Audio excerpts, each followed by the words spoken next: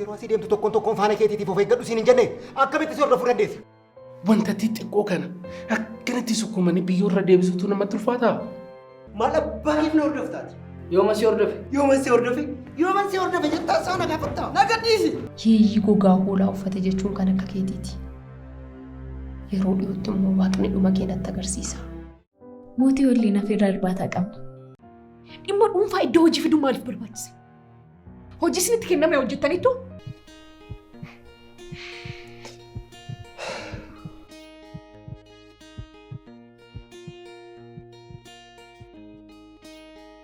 Deebi.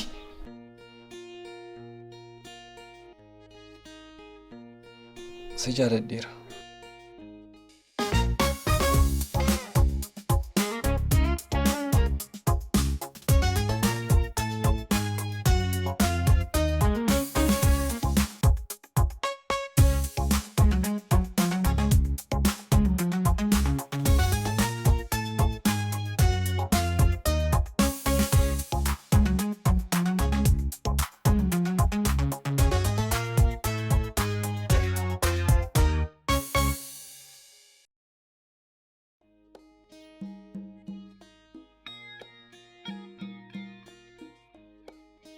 Amul guma sirgar.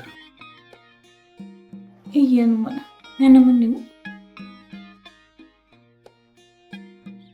Abjuu itti bakkachaa jira. Dhugumatti si akkamitti kun ta'uu danda'e? Kaleessa keessatti waan baay'ee dhabeera. Jaalalaan itti boqochuu hin dandeenyeef hin dugdasitti gate malee jibbaa addaasiif qabaadhee miti. Akka itti na amantuuf maal godhu? Si amanuu dadhabuu yookaan dhufaatii kee shakkuu osoo hin taane hojii waaqaatu baay'een ajaa'iba. Dhugumatti Waaqayyo kadhataa namaa namaaf dhagga'a. An duratti Waaqayyo lookiidhaan kadhata namaa waan namaaf dhaga'u natti fakkaata ture. Amma garuu waan hin dhabe hundumaan siin nageesseera. Yeroo dheeraadhaaf boruu koo kaayyoo koo maal jedheef gowwomsaan ture. Yeroo tokko kan jaallannu barbaadutti kan nu jaallatudha. Kanaaf immoo anis lama miidhamuu lama si dhabuun barbaadu. Abshirnaan dhabdu. Dhuga dubbachuuf waan kana amanuu baay'ee natti ulfaataa ture. Deebii akka sanatti na arrabsitu sun akkasumas gara jabeenyaan barbaree jeekotti na naqxu sun yeroo akkas taatee arguutu baay'ee na raache. Deebii abdii horadhasi. Uumaan godaan isaa harmee kootii si hin nakkise. Amma ilaa kee kaleessaa hunda dagadhu. Kana booda onnee tokkoon eekkifanna. Somba tokkoon arganaa jaalala keenya dhandhamna. Tole bareeddu koo. Si kaleessa nama argaa jeekooti jibbu. Har'a yeroon cina kootti argu. Gammachuu addaatu nutti dhaga'ama. Otuun jalqabuma jaalala kee fudhadhee akka ati na jaallattus jaalladheera ta'e silaa yoona kana eessa jirra ture. Firii jaalala keenya hammachuu eegallee ture. Ammas hin marfanne. Ija kee hojii waaqa fakkaatu kana. Hidhii kee akka mandariinaa bilchaatee natutti jedhu kana keessatti aarsa jaalala kootii arga.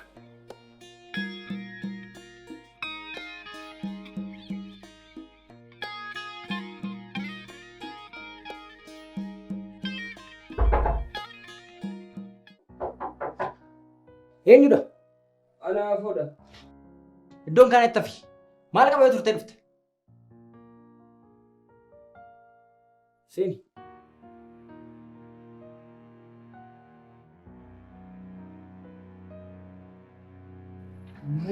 Maal taateeti? Silaa dhugaa isaa arguun cilee bishaan buutee taate maal qaba yoon afjuudhumaan illee waan garaan koo yaadu arge. Abjuudhaan eenyu argiteeti? Deebiin argee ture. Isaa akka dhugaa ta'uuf maal gochuu akka qabdu sitti himeera. Amma dhimma biraaf si barbaade. Dhimma maaliif na barbaadde? Mucaan hiriyaa keessuun galgala nama faana ololee du'aaf jireenya gidduu jira. Maal? Eessa dhageesse? Amma eessa jira? Ijoollee keenya keessa tokko bilbilee natti hime. Hospitaala jira. Amma dafnee adeemna.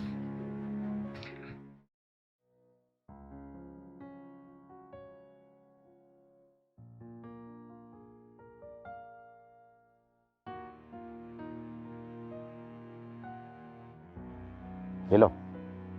Wanta haaraan jira. Homtuun jiru Bakkee keessan qabattanii iddoo qabanneera. dogoggora tokkoon barbaadu. Daqiiqaa muraasan booda namicha kana dhabamsiifneerra jecha jedhu qofan dhaga'uu barbaadu. Eeyyee. Of eeggannoo immoo godha. Tole.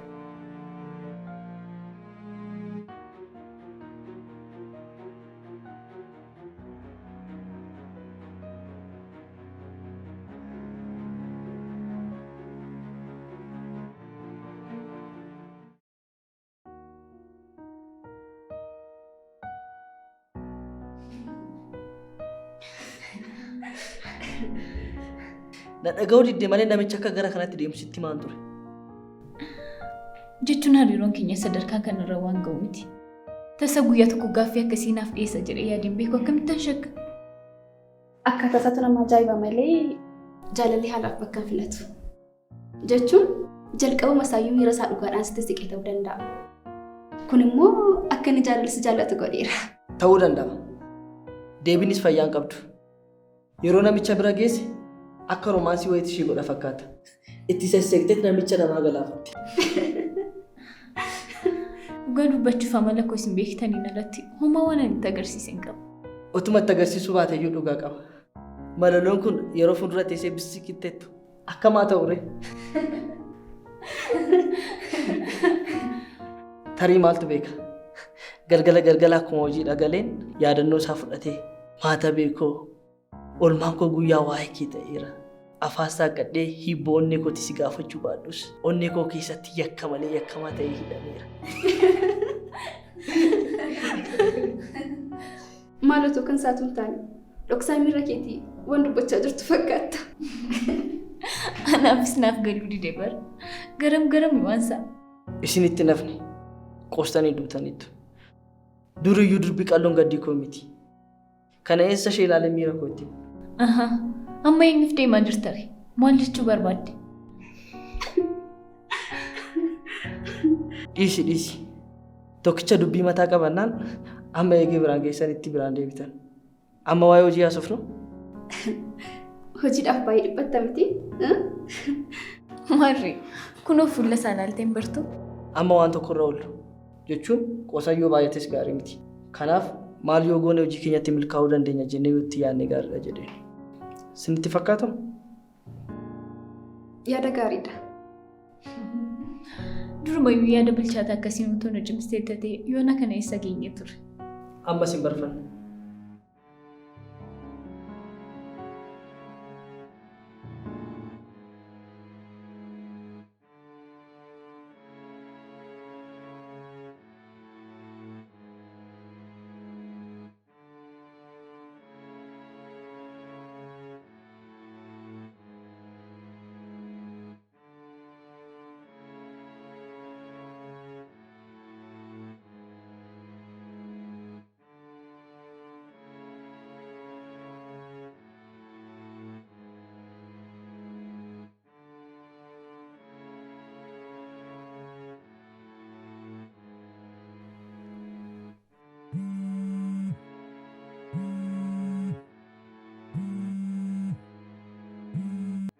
Hello.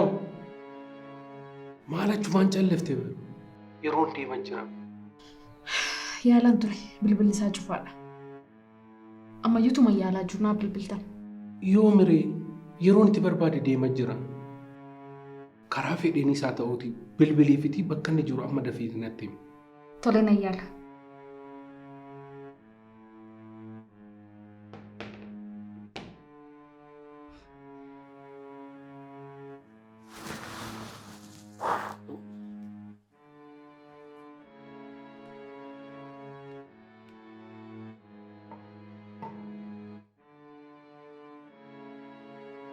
Maaltu ta'aa jira?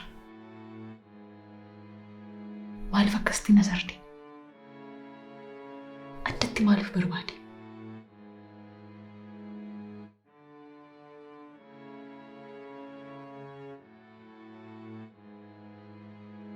Tarii waa gochuu yaadamu? No. Akkasillee hin godhu.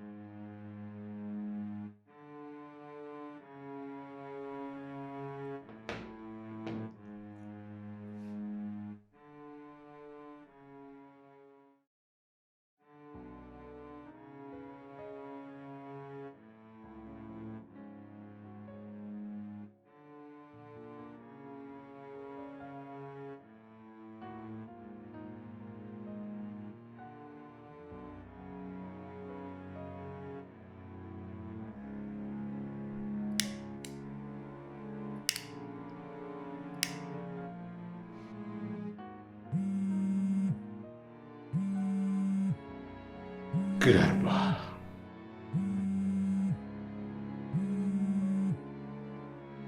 Hello? Maal barbaadde? Ani maal akkan barbaadu na caalasitu beeka.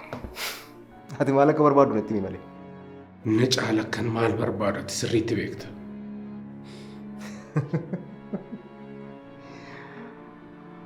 Saroonni kee lama ta'anii utuu qabatanii dhaabbatu maal nagaa miti moo?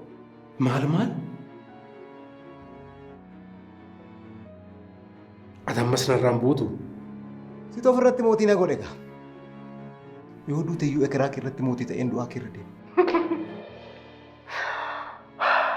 Waan hundaafuu saroonni keessu dhaqa barbaadu yoo ta'e gara qeeraa akka deemanitti. Malee leencatu karaa kanarra dhufa jedhanii yoo karaarra dhaabbatanii akka duun ittiin dhiine galaa hidhee. Na jalaan baatu.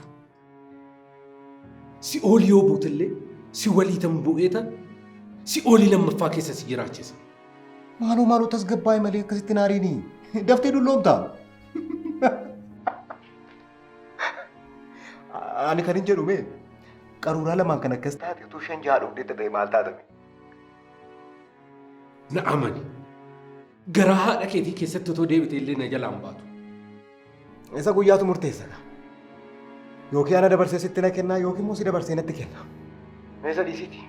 Buchulloota ishee akka keetiin dhabamuudhaaf jirtu kana baraari. Hello.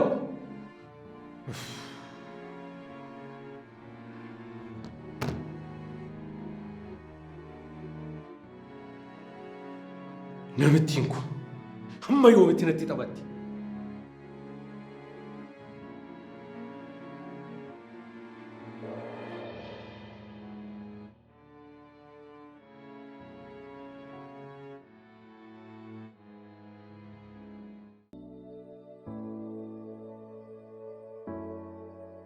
Amma furmaanni maali? Anoon beeku. An takkaa waan akkasii argee hin beeku.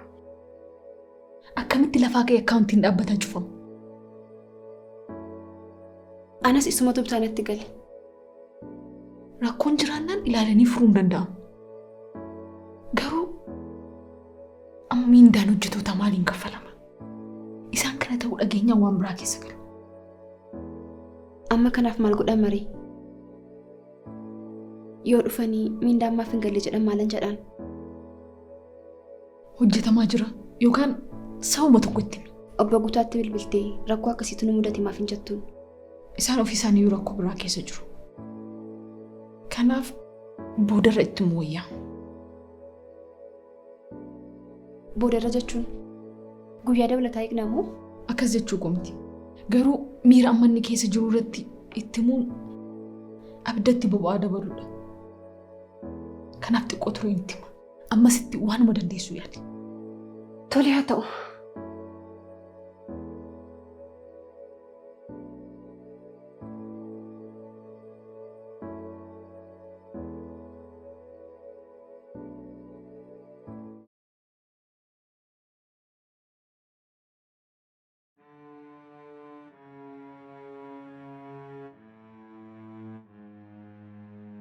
Obbo Guutaa jechuun seexana foon uffatee uummata keessa deemudha.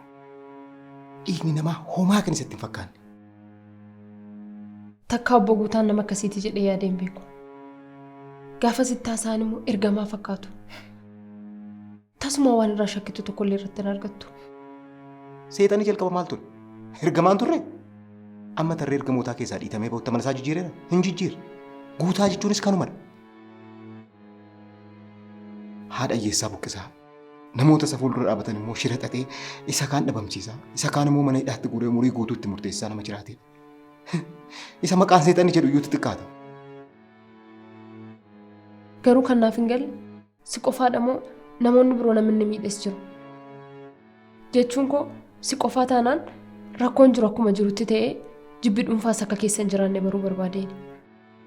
Nana manne jechuudha? Si amanuu dhabuu koo miti. Garuu waan gaaffii natti ta'eef. Akkas taanaan gaariidha. Warshaa sakanda duwwaa jaa keessa jiru beektamti? Beeka. Gaariidha. Gabicha akkatti fudhate hoo? Hawaasni achirra jiraataa turan ganda guutuu akkamitti akka gadhiisanii bahanoo beekta? Hin beeku. Kanaaf ati waan beektu natti himi. Sababan hin beekneef hin si gaafadhe. Waggaa 10 dura mootummaadhaan walii galeet. Lafa kaarii tokko saantima 10 herreegee uummata achirraa buqqise. Uummanni yeroo sana achirraa buqqa'e warruma duraan jireenya fooyya'aa jiraataa turetu jireenya itti fufe malee hundumtuu kadhataa ta'ee karaa irratti hafe. Baay'ee nama gaddisiisa. Angaruu nama akkasiitiin hin seenne. Kanaaf barguutaan seexana foon uffatee nama keessa deemu kan hin jedheef. Lammii kanaaf ergitee jechuudha? Eeyyan. Atis akka sabartuun barbaanneen ture. Hojiin kun yeroo 5 ol nu yaalaa kufeera. Kan ammaa kan akka carraa dhuma irratti seenne malee rakkoon biraa jiraatee miti. Amma si hubadheera.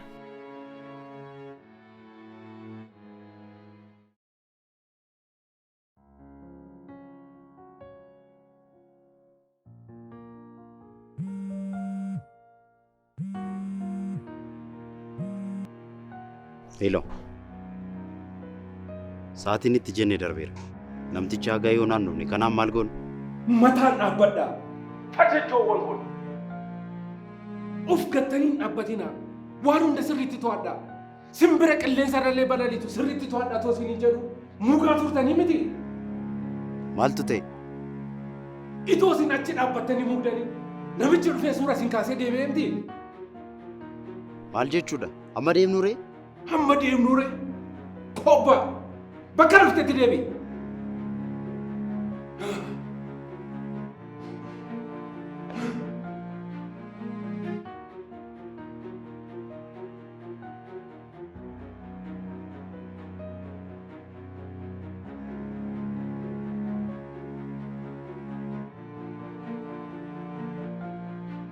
Akka waan guddaa hojjete deemnu ree?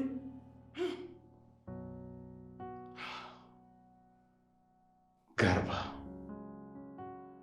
Na duraan baatu.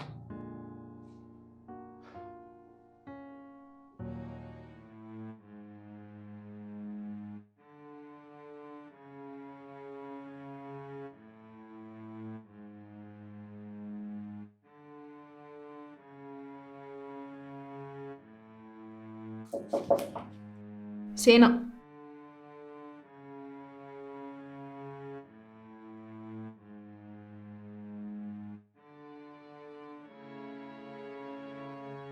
Isa deemtee dhufta. Dhimma dhuunfaaf beellama wayiif hin beeyi ture. Yeroo kanatti dhimma dhuunfaaf beellama qabachuun sirriidha. Dirqama waan natti ta'eefidha. Maal dhana barbaadee turte moo? Yoo si barbaadu baadheewu.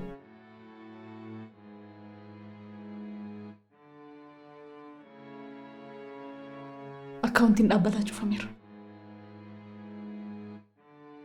Maal? Akkamitti? Jechuun akkamitti barteeti?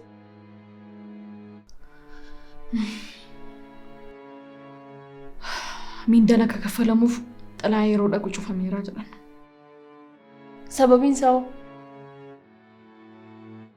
Liqii baankii turre jira. Akkasumaan jettanii itti fakkaataa laliseena. Obbo Gutaan nageenya ree? Maal jedhan isaan? Tinimne. Kana si barbaades kanaaf. Ati itti himi.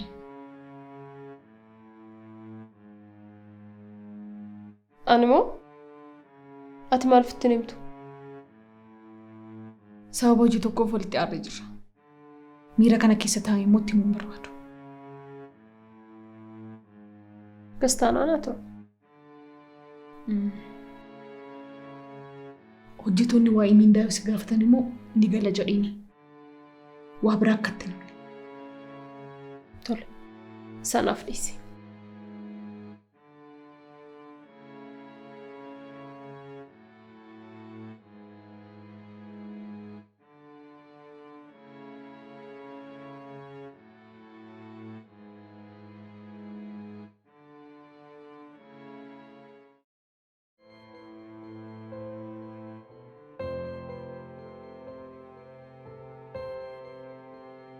Wanti hundi qulqullaa'eera miti jechuun waan ta'eef hin jiru.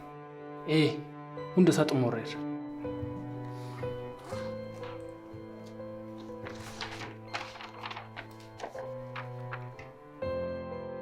Kuni kan warra seeraan ala lafa isaaniirraa buqqaaniiti.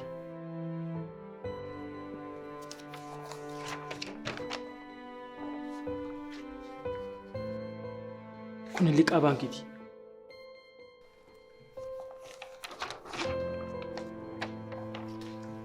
Kun immoo gibira mootummaa amma kaffaluu qabu osoo hin kaffaliin nagahee sobaan malammaltummaa ittiin dalagaa ture. Akkas taanaa waan ta'uuf hin jiru eedhiga. Poolisonni dhaqaniiru miti? Deemaniiru. Kanaaf amma osoo deemnee gaarii natti fakkaata. Dirqama malee dhimmi keenya wajjin maal goona? Deemuu irra jiraata.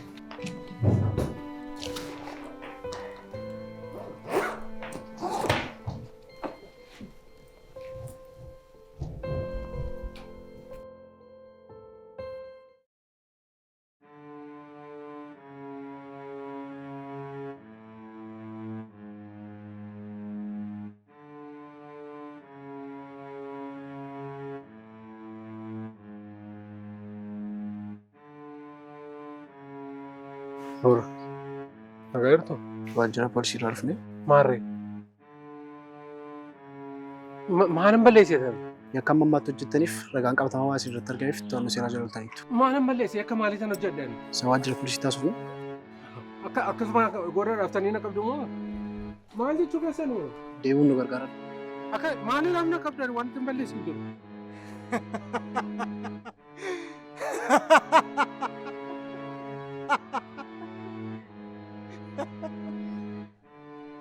Yeroo turtii gaarii.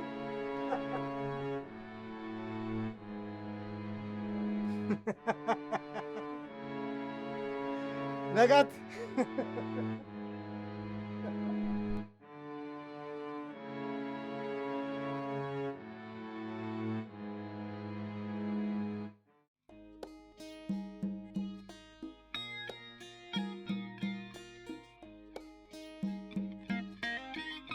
Deebiiko, guyyaan si argisuun guyyaa ayyaana qabu ture. Ani akka warra wallaalota ta'anii sababan si dhabeef guyyaan si bariin abaaru. Jaalala jechuun kan jaalatan hunda argachuu otoo hin taane, jaalatanii kan hin argannes akka waan argatanitti yaadanii milkaa'ina hawwuufiidha. Ati kan koo ta'uun natti dhaga'amullee homaa gochuu waan hin dandeenyeef ija kee argaa jiraachuurra akkan si arguu hin dandeenyetti fagaadheera. Kana gochuu koon ammam akkan si jaalladhu ragaa ba'a. Jiruu qananii siif hawwa. Ana mootiirraa nagaatti.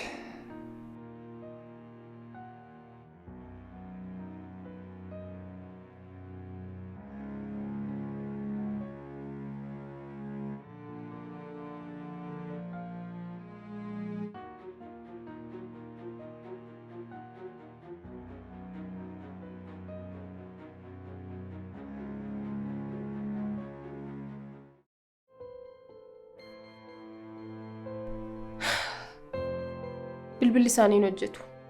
Maal jechuudha? Odeeffannoo biraa na qaqqabeen obbo Guutaan to'annoo seeraa jala oolaniiru jechuu dhageera. Maal? Maaliif?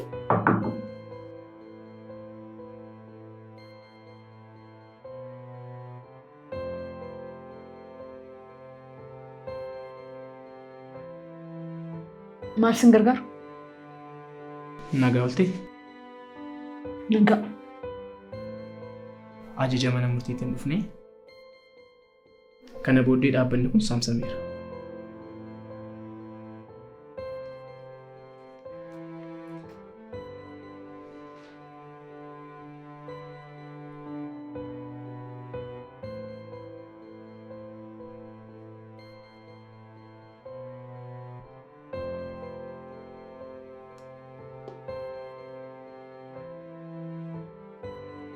Maal jechuun akkamittiin ta'uu danda'a?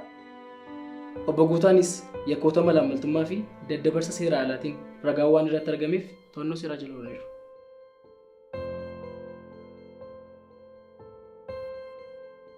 Kanaaf amma gadi ba'uudhaan nu gargaara.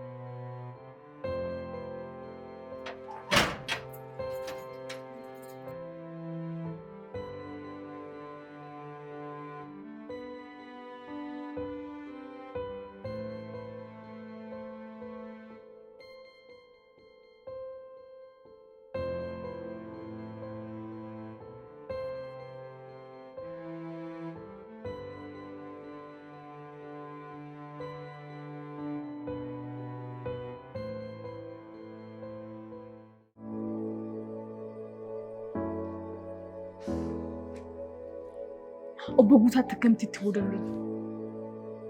Maalaan beekan.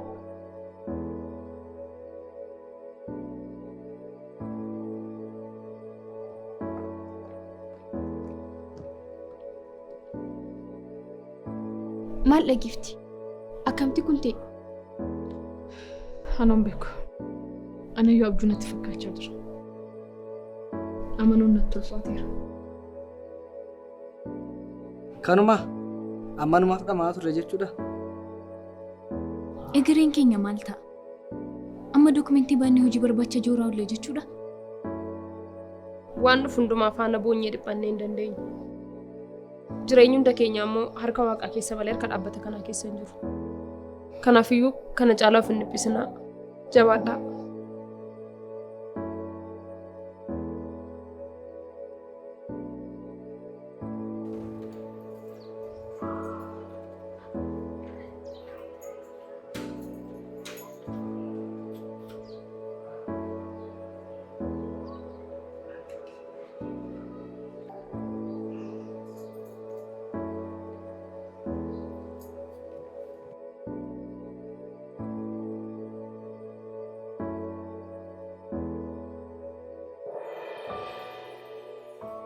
Abdii kutatina jabaadhaa. Anillee sirriidha. Garuu tasa wanta tan beekne yeroo si mudatu abdii si kutachiisa. Hojiin dhaqaa jettee manaa baatee kana hundaas hojjechuu hin dandeessu jedhamu caalaa wanti nama gaddisiisu hin jiru. Amma rakkoo asooftanii falli dhufu hin jiru. Kanaaf amma tasa gabboofnee boru booda wanta ta'utti mari'anna. Akkas wayya amma adeemu.